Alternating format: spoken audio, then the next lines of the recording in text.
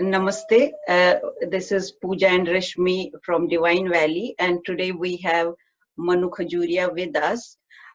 What we would like to explore and discuss with Manu today is the worship of divine feminine in Jammu region and the peculiar practices which they follow for Shakti Pujan, and also why there are more datis and kuldevis in Jammu region. And Pooja will give a bit more introduction about Manu before we start the topic. Thank you. Manu, welcome to our Divine Valley show. So, Manu is a freelancer writer, activist from Jammu and Kashmir. She's a founder, Voice of Dogras, a community organization. She's also the Maharaja Gulab Singh Memorial Awardee for 2019. She received the Ministry of Women and Child Development Twitter India and Breakthrough India and Web Wonder Woman Award. So there's a lot to say about Manu, and currently she's residing in London with her husband and 2 children. Welcome, Manu. Welcome, Manu, Thank you so to the much. program. Thank you. Namaste. Thank you so much. I would like to just add one line before Manu, we get into the topic. So as you see, today we have put the Kashmiri Pandits' Lives Matter. There has been a tragic death of Ajay Pandita in Kashmir, and we strongly condemn this act, and we just want to, by displaying this, we just want to say that we are against the terrorism in any part of the world. Thank you. Yeah, please go ahead, Manu. Namaste, and I agree with you, Rashmi. I also stand with Kashmiri Pandits' Lives Matter. It has been a very shocking and gruesome murder of Ajay Pandita ji, and this has just been a practice which has just not stopped of killing any dissent and killing minorities in Kashmir. So, Om Shanti for his soul, and hopefully we get justice for his life, as well as there should be an end, hopefully, to all this in Jammu and Kashmir. It's our beloved state for all three of us here. Yes. So, coming to the topic, and it sort of connects with Ajay Pandita ji's daughter, because I recently saw her interview, and she seemed, she was looking like a Shakti Swarup when she was saying that I am brave and my father's. Yes, exactly. When I saw her interview, it was like it gave me goosebumps, and I thought that I could see so much divine feminine power in her. And it's interesting that today's topic is that, because I am in fact in the last few months I've been exploring this whole concept of feminine divine worship in Jammu and Kashmir, especially in Jammu region where I come from. I mean, we know that Kashmir also has this whole tradition of Shakti Puja, and we have Mata Ragna, and we have Roop Bhavani, and this has been there, and we have similar practices in Jammu, which we say that Trikuta की पहाड़ी के साए में हम पलते हैं, and Vaishno Mata is there on the hills of Trikuta. And again, Trikuta has actually found a mention in even Raj Tarangini and even in the Rig Veda. So there has been, these are like these timeless mountains, and they have been the abode of feminine divine.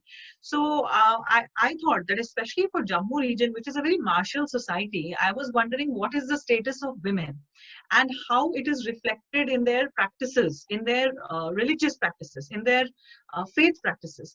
And you cannot in Jammu region go far without actually coming across a temple devoted to some Shakti, so some Mata. So you have Mata Vaishno Devi, then you have the worship of Mahakali in Bawari Mata, you have Shitala Mata, you have Sukrala Mata, all these. And in fact, Sukrala Mata is considered to be connected to Sharda in Kashmir. So there are these connecting stories also, and plus there is this very unique concept of Dati Pujan, or reverence for Dati. These are unique, what would I say, village deities or Kul Devis or Gram Devis, which completely dot the Jammu region and in a way reflect the concepts, the wider philosophy, Vedic philosophy of reverence for mother, or reverence for Shakti or Nari is reflected in these Dati, in the practice of Dati Pujan in Jammu. And that's what I was hoping to discuss today. That's a great topic, Manu. And I remember that while we used to go and travel from Jammu to Kashmir or from Kashmir to Jammu, there will be on the roadside small temples of Devis put in there. So you rightly said that it's, you know, spread like it's in every part and corner of Jammu, that there are so many temples dedicated to devis or you know, feminine divinity. So what does your research say? Why is Jammu region having more inclination towards feminine or feminine power? I think it's an age-old practices. It stems from in both the regions. You see the same thing as far as Shakti Pujan goes. But what I found interesting, especially because maybe another program we'll cover the Mata shrines. You know, the Shakti shrines, like I mentioned, Vaishno Devi and Babe Wali Mata and Sarthal and Shitala and Sukrala Mata, Chichi Mata. These we can cover in another program, because they Yes. also have these amazing stories. And in fact, a lot of Mahabharata and Ramayana related evidence is there in Jammu region, in some of these temples of Krimchi, and you know, the caves in Akhnur, and the Jamwant Pir Kho Gufa in Jammu. So there are lots of things. But today we'll look at the Datis, I was thinking, because you know, it's a reflection again of how the very basic concept of Vedic philosophy, where we say ki Matri, you know, Matri Pujan happens before Pitri Pujan. Yeah. So it's like Matri Devo Bhava always comes before Pitri Devo Bhava. I mean, that is the status of women in our Vedic philosophy. And there is also a shlok which says that anybody can be wrong, but a mother can never be wrong. So the son can be wrong, but a mother can never be wrong is a Sanskrit shlok which is there in our scripture. So it's a reflection of that. And Dati, in fact, is an interesting concept, because these are ordinary women who became extraordinary. Either because of something bad happened to them, they were mistreated in the society, and they lost their lives because of that, or they gave up their lives because of that, or they actually fought against, you know, I'm looking at this hashtag, on the screen saying Kashmiri Pandit Lives Matter, and I think of activism. So I found it so interesting that some of these Datis were actually activists who were fighting against a system, and they gave up their lives while doing that, and they have been given a Devi Swarup by the people, which I found, as an activist myself, as a somebody who, you know, is very vocal about the cause, I found it very interesting. So there were these 2 or 3 types of Datis which you will come across, and it's nothing but this woman who was ordinary. Something happened to her. She's given the status of a Devi. She has a temple in her name. There are fairs around those Dati Sthan. So there will be an annual fair. I have one in my village. So my village, which is a small village called Bamnal in Bishna Tehsil in Jammu district, my own village has a small, beautiful temple, and it is to this Dati, whose name is Shitala Devi, and we do not do anything before we actually worship her. Okay. So if there is a marriage in the village, first card, you know, the wedding card which you print, first it has to go to the Dati. There will be a puja. Yes, you will offer, you will show her, you sort of say that you are the first one we are giving this to. Similarly, I mean, we are an agrarian society. We have farms in my village, and so any produce is first taken to her. It's given to her, and then it's distributed amongst the villagers and the families, and then it's taken out for sale. So nothing is done without seeking the permission or seeking the approval of the Dati. So it's very interesting that how this woman who was wronged or who fought and gave up her life is now given a Devi Swarup. This happens only in Vedic philosophy, okay? This kind of status that a woman acquires, where she becomes Pujaniya. So it's so interesting to see a land which is dotted with the stories of Veer Gathas of these warriors, because we are a warrior martial race. So again, it's dotted with these, you have General Zorawar Singh, and you have General Bad Singh, and you have so many of these warriors, and you wonder where are the women, and then you see these women. That okay, because wo Janani bhi thi, so the mother of these warriors is also must be someone who is amazing, and then you have given this status to these Datis. So you have countless Datis, and every family in Jammu will have a Dati. So when you talk to a family in Jammu, you say, "Aapki Dati kaun hai?" So they will probably have multiple things. They will have either a Kul Devta or a Kul Devi. So, and then there will be a Dati, a village Dati. So each plus Dati. Yes, plus that. So I recently, you know, for my research, I just put a question on Twitter where I was asking people that who is your Dati? Because I wanted these names and I wanted the stories. So lots of people came back to me saying ki our Kul Devta is, so it was a male Devta, or as you probably know that there is a practice of Nag worship. So Nag Pujan happens a lot in Kashmir also and in Jammu also. Bhadrava is called the Bhadrava or Bhadrakashi is called the land of Nagas. So they have a lot of, so their Kul Devta might be Vasuki Nag, and their Dati will be a feminine, power. So this is the story which really moved me, because I thought ki, if we are looking for role models, we don't have far to go to, because there is one divine Shakti like Vaishnu or Mahakali or Mahalakshmi and Mahasaraswati, and then you have these women where people have recognized this Mahalakshmi, Saraswati or Kali in an ordinary woman, in and them, given her the yeah. status and said you are a Devi. So does that resonate, or is it a similar concept of like we used to have in Kashmir Kul Devis, and most of the people or a region used to have one Devi they generally would worship that particular, whenever we will do anything, then the Guruji who's doing puja, they will ask who's your Kul Devi, then her name will be, recited as whenever we kind of start any puja. Is that something similar? Could we relate them to? Yeah, there are two different Kul Devis and Datis. Yeah, Yes, but they're I'm saying, different. is there any similarity between the two? I think the Datis are sort of different, because I haven't heard in Kashmir, or maybe this could be me not hearing it, I haven't heard the concept of Dati so much. Kul Devi, yes, or while we sit for puja, you usually your Gotra is mentioned and Yes. a reference to your Kula Devi. But Dati is not seen like that. Dati is, what can I say? It's a more like a family thing. It's like, yes, Okay. because Like, anybody who For was a clan, involved, for a region kind of thing. yes, it's for a clan, it's for a and for a village. Because see, for example, my Maika or my mother's or my father's side is a Khajuria, which is a Purohit Brahmin caste, and for and Khajurias are in a massive number in Jammu. So their kul or their clan is clan devta or kul devta is Baba Ambu.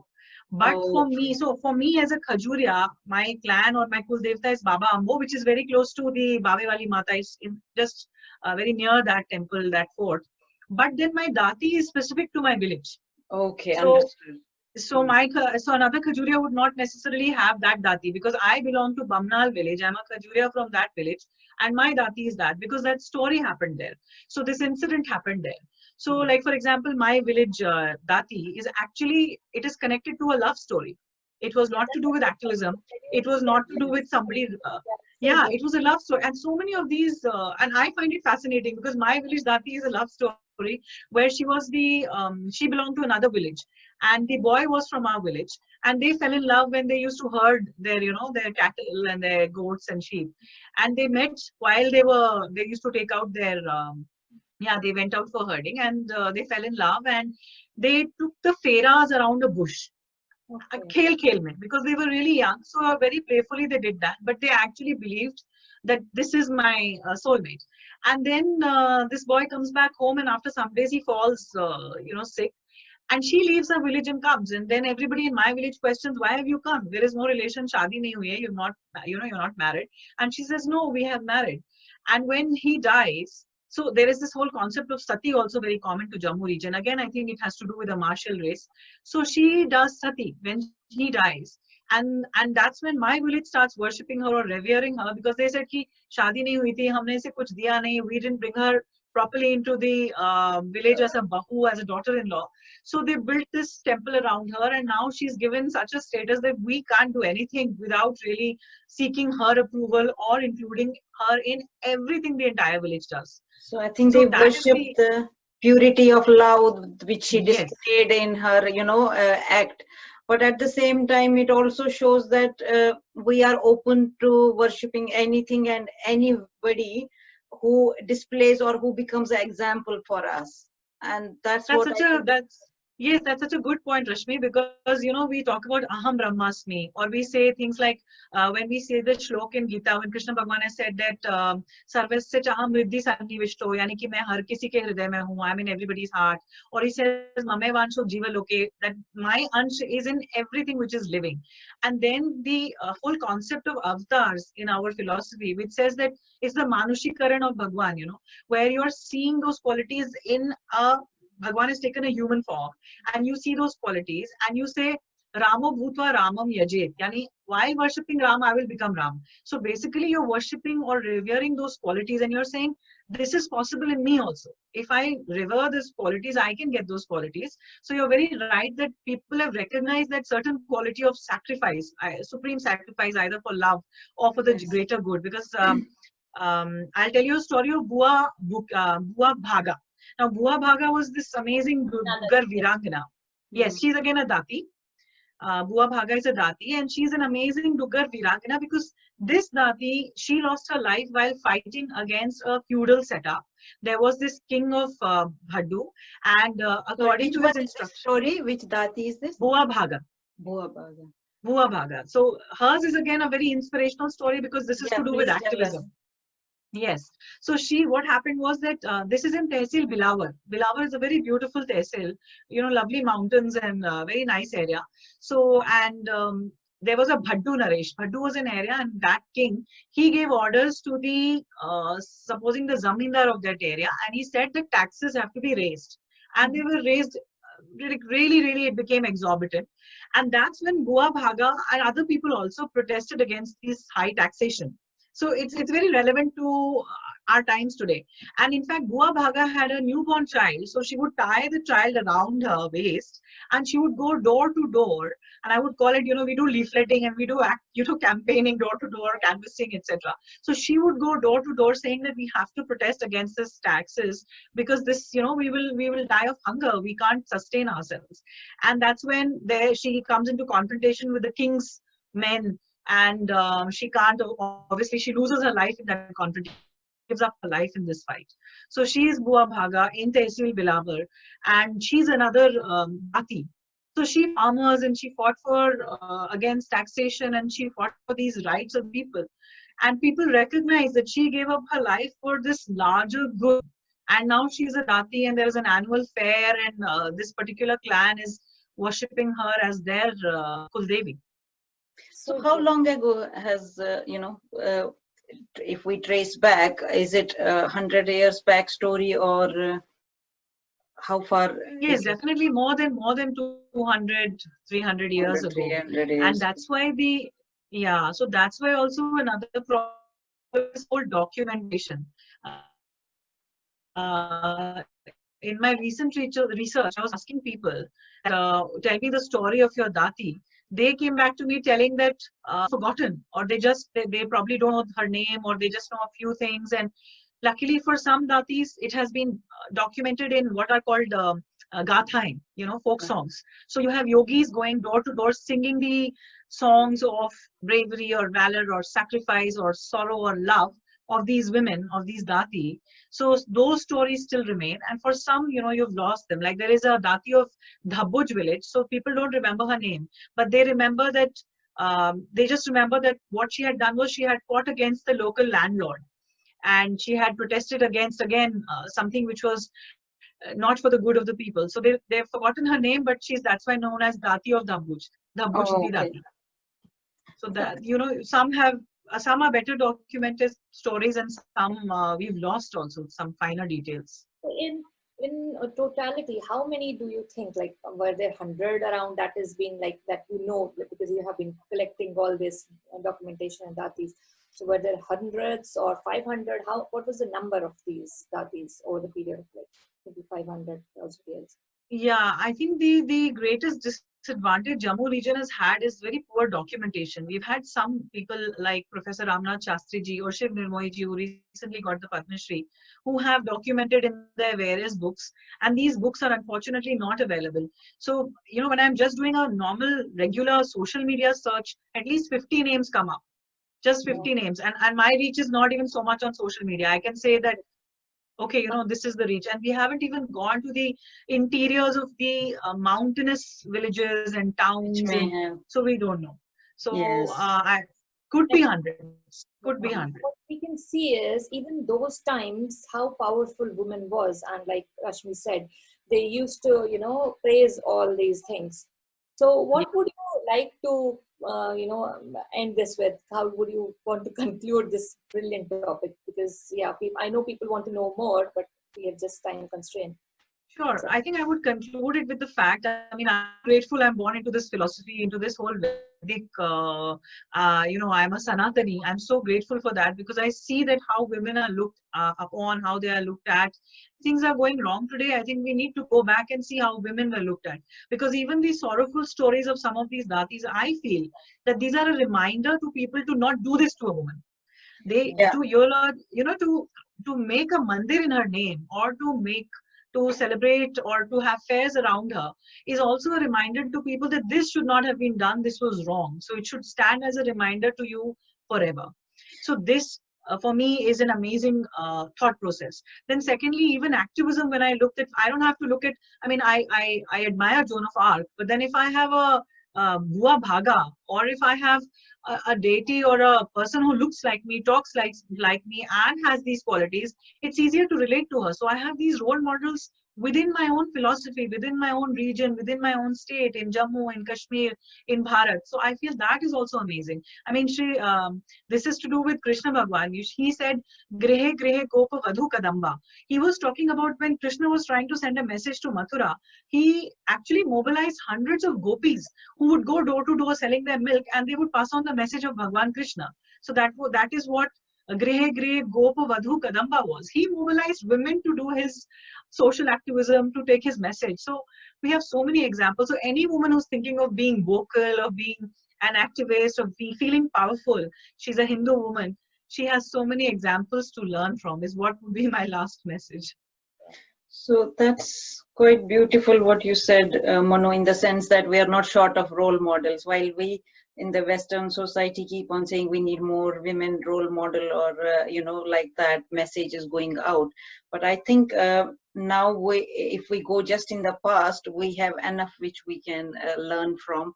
And even we should continue with that practice going forward, that people who are activists like you or somebody, maybe you could be Kuldevi or some other region then.